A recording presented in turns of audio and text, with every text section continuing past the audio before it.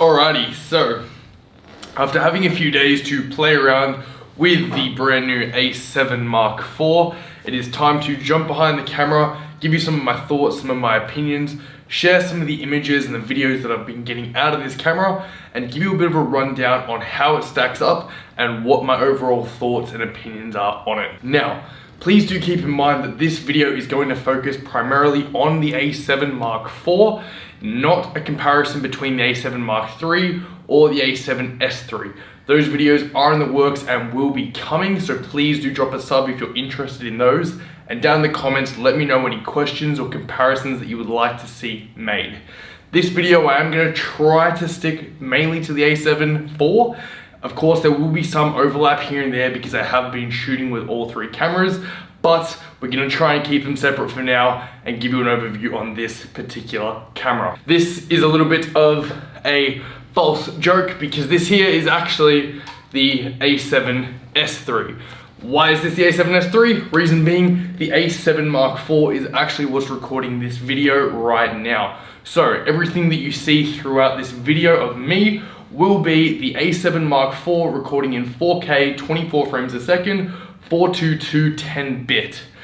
Shooting in S-Log with S-Cinetone gamut. Is that the right way you say it? S-Cinetone gamut? The new profile that makes S-Log 3 actually good. Same one that I use mainly on my a7S III. Now, I'm gonna give a bit of an overview of this camera, a little bit of a breakdown. I'm not going to go too technical into the specs because, to be honest, I don't really care about it all that much. For me, I care more about the real world usage, the results that I'm getting out of it, how it feels to shoot with it, and how I feel while I'm using it. I'm then going to jump into the computer, give you a bit of an overview of some sample images, as well as some sample videos, and again, give you a bit of a breakdown on what I think about them from a personal perspective, okay? Again, this is coming from someone who has paid for this camera out of his own pocket. I own all of these three cameras. I paid for all of them myself. I'm not gonna go into how much they cost because I know that my parents watch these videos and they do not need to know how much I blow on camera gear, that's for sure. So I'm gonna leave that one up in the air. You're more than welcome to have a look yourself, mum and dad, and find out, but it's for a good cause, I swear. It's a lot of Slurpees, I'll tell you that much. It's a fair few Slurpees. Now again, although this video will be a predominant review of the a7 Mark IV, I will be using the a7 Mark III as well as the a7S III from time to time here and there just to show little differences between the two and try and help, I guess, explain my reasoning or my thought process behind things. So, first thing getting off the bat, it is the successor to the beloved, the tried and true a7 Mark III, which in its own right was a revolutionary camera when it first came out and kind of changed up, mirrorless cameras as a whole and made Sony the go-to for a long time. Now, in this camera, you've got a 24 megapixel sensor. They have bumped it up to a 33 megapixel in this new a7 Mark IV. In saying that, I will get into a little more detail later on because I've been shooting stills with this 12 megapixel a7S III and having an absolute blast over the past few weeks. So I'll give you a little more in-depth on my thoughts with that in the near future. Next thing that's a massive difference between the a7 III and the a7 IV is that new flip-out rotatable screen. It was a major issue and complaint on this older model, and I am so glad that Sony finally gave us what we've been asking for and got rid of it with that new flip out screen. It makes shooting videos like this a hell of a lot easier. It makes taking photos and getting down to different angles a lot easier as well. But it honestly makes shooting more enjoyable. And what I mean by that is when I'm out personally shooting either photo or video, having a good back screen, having a bright, vibrant, colorful screen and one that I can maneuver however I want, gives me that boost that I need because I take a photo and I can see on the fly it looks good and it gives me that little motivation boost. Don't know if that's just me, but that's how I sort of feel about it.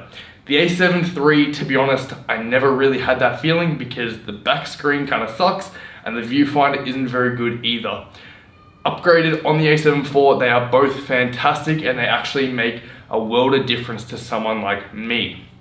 Another massive improvement is actually this little joystick knob for the focusing points that has been copied over from the a7S III. I didn't think it was gonna make that much of a difference until I tried shooting on the a7 III again. This camera honestly feels ridiculously slow when stacked up to both the a7S III and the a7 Mark IV. And for that reason as well, I love the a7 Mark IV. It's a lot of little details that have sort of made a massive improvement. The grip is bigger, it's chunkier, it's more improved, it's easy to hold, it's great in a lot of ways, and I absolutely love it. You get a new mode dial on top where you can actually switch between photo and video modes, getting 3 custom presets for each of them, which again is something I didn't really think that I would like or need, but after having it, I do not want to go back to not having it. It makes life so much easier, especially when I'm switching between multiple cameras and when I want to have something that I can just be, have on the fly, have on the side, have as a B cam, and have as something that I can just hand off to someone else or get handed into me and know that it's good to go for whatever situation I need. Now, to give a little bit of context, this camera for me is going to be going into my workflow to replace the a7 Mark III as my primary photo shooter. And again, although this isn't a direct comparison between the three, and there will be a more in-depth video around that coming soon, I will say that it won't be replacing my a7S III. It will not be replacing it as my main video shooter. Is this camera capable of it? Yes, of course. It does a fantastic job when it comes to video, as I will show you with a little quick test that I did this afternoon. And do I enjoy it for, say, this sort of thing here where I'm, talking on head? Sure, it's great.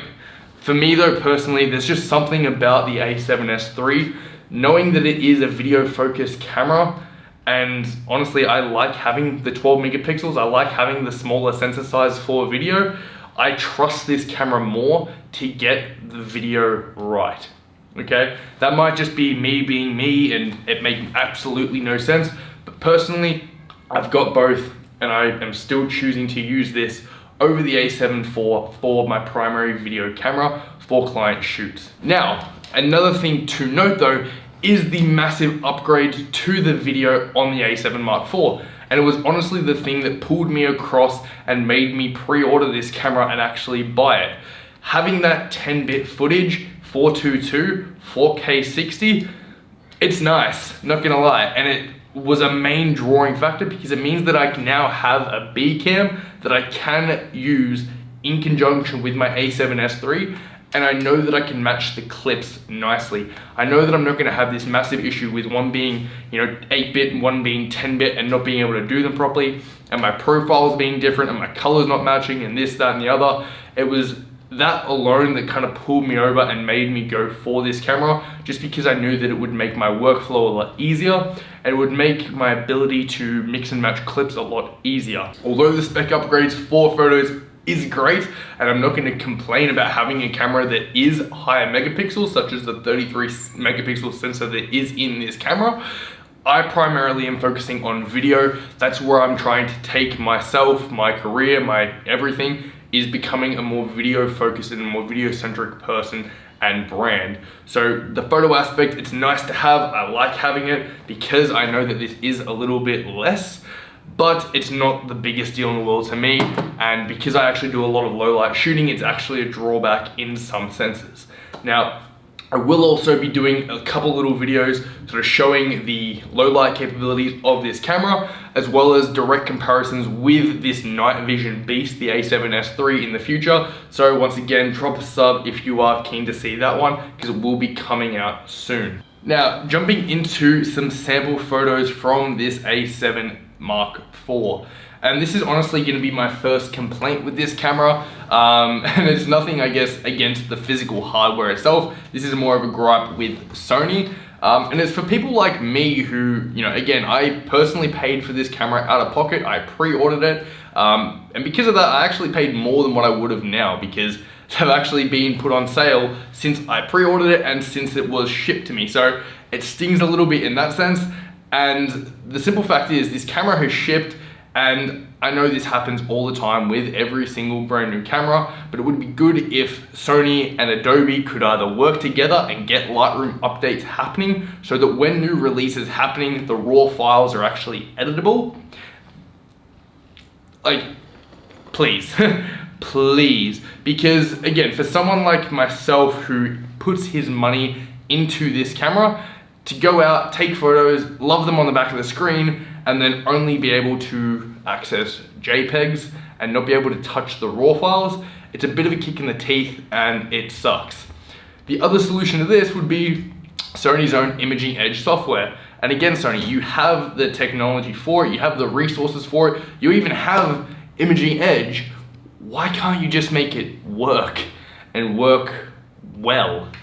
It's clunky, it's slow, it's low res, at least I hope it's low res, because the images that I'm gonna be showing you aren't the cleanest and crispest, and that honestly I think is down to the fact that, you know, Lightroom hasn't been updated yet. But it's a massive gripe that I've got about this camera at the moment, and it's made me really not want to ever pre-order a camera from anyone again. Just that experience alone. Now, did I have to go ahead and pre-order this camera? Of course not. I've already got the other two bodies. I could have waited for other reviews to come out, waited for the updates from Adobe and all that sort of jazz.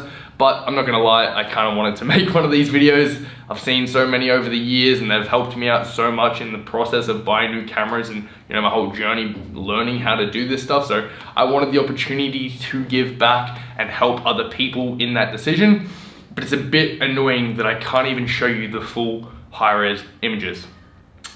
That was a bit of a tangent, jumping back into these actual images. So again, even though I don't feel like these are the full res images, they are still really, really nice. They are looking good. And I will zoom in a little bit on them. And you can see they do pixelate a little bit. They're not the cleanest, at least in my opinion, but they are really nice. And it makes me so excited to see the final images that will be coming out of this camera once Adobe is fully updated. You know, moving through, I'm just gonna cycle through a few of these photos here. So again, you get a bit of an idea of the actual view. Like this here was just from a rooftop here in Brisbane, looking out over the city. And I really like, you know, just the overall look, the overall tone, the overall feel of it. And it was a blast to shoot on it. We had a market in the city as well the other night, so just going around taking some photos through there. And then today, just out in one of the local parks, having a bit of a, you know, test play around as well. This photo I really like because it does sort of give you a bit more of a detailed shot of how things are looking at the moment. And again, I feel like this will get better even once that update is out and we're officially supported by Adobe. Now, I did find a bit of a workaround to work on RAW files. I'll pop a little card up somewhere here where you can jump into that if you do own one of these cameras and you're looking to edit 16-bit RAW files before the official Adobe update goes live. Continuing to jump through, again, I like how these look. And coming from the a7 Mark III, and I was shooting with that camera as well at the same time, I didn't think I was gonna notice much of a difference, but like say this shot for example, where it was low down to the water, you know, I had that flip out screen out like this, I had the camera, you know, just down, lens out here, and it was a breeze snapping the shots away. The focusing was fantastic, it was quick, it was responsive, and I love the photos that were coming out of it, and I just could not get that on the a7 III, to be honest with you. Jumping through again, just some more nice sort of shots. There's nothing too special about these. There's nothing too, I guess, detailed about them either. It was just random things that I was seeing and taking photos of and just having fun with my camera, to be honest with you. More just shots out of the city. I think that's probably gonna wrap up, yeah. That's gonna wrap up the sample images that I've got for you at the moment. Okay, so like I said, there's not a whole lot of variety there that I'm showing you, but this is just over the past couple of days going out having a bit of fun. And I think that's the key that I've noticed about shooting with the a7 Mark IV. It's fun. I'm enjoying it.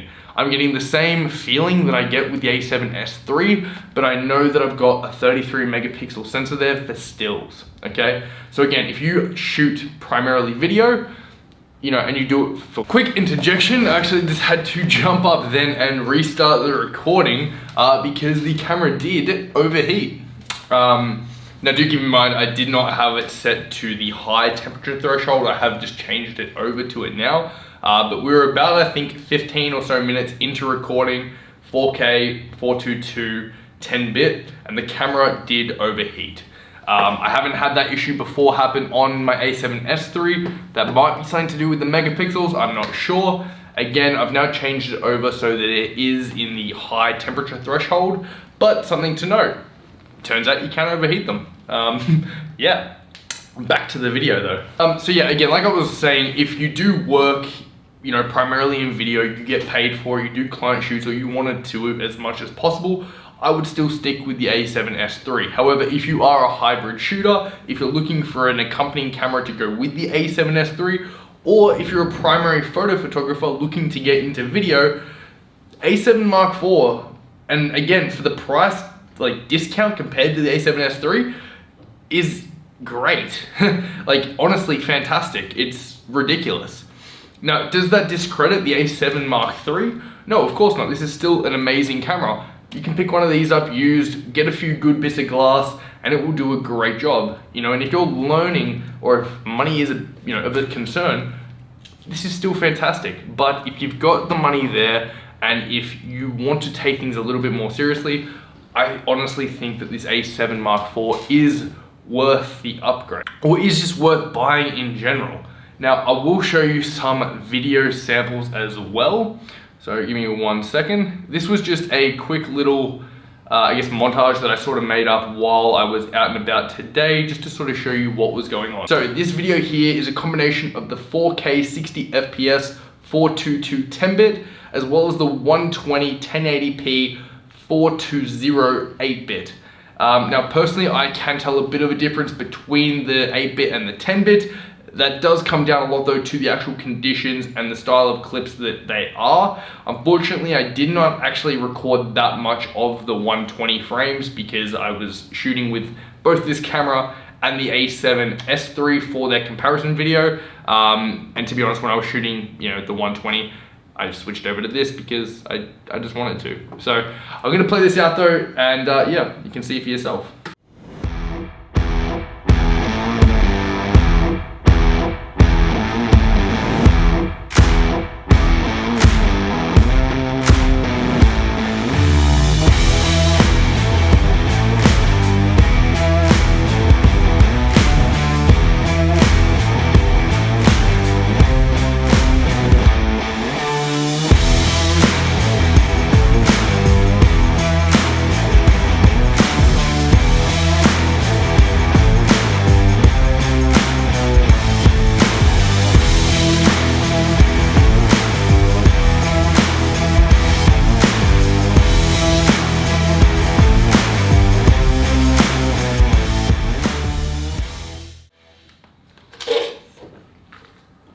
Alrighty, so there you go. There is some sample video footage coming out of the a7 Mark IV. Like I said, I wish I had got some more of the 120 FPS, but I actually did end up shooting a lot of that on the a7S III. In saying that, when it comes to that 4K 60, it looks good, man. It looks good. It looks really, really good. I have also done, you know, some direct comparison shots between the a7S and the a7 Mark IV, you know, because there is that 4K crop. Again, if you're interested in that, stay tuned for the actual comparison video. But I will say off the bat, for me personally, I don't notice it that much. It's not a deal breaker, and it's not a big deal overall. I am gonna wrap this one up because I'm probably rambling on at this point. There will be a bit of a follow-up video once Adobe has released their update and I can access the full raw files. But right now, this is my thoughts, my opinions on the new Sony a7 Mark IV. If you've got the extra money over the a7 III, I think it's a great investment and a great camera. In saying that, lighting and lenses are still king. Marry the lenses, date the body. So if you honestly don't have the dispendable money to go and, you know, fork out for the extra gear, a7 III is still a great deal, especially if you're doing photos. For me, the main draw of this camera is that 10-bit footage and the 4K 60. So, you know, you really have to weigh up what you're doing, what you're shooting, and what your interests are. For me, I love it, and it's gonna fit in nicely to my workflow. It still will not be replacing this camera here, the a7S III, but, you know, once again, that is my thoughts, that is my opinions.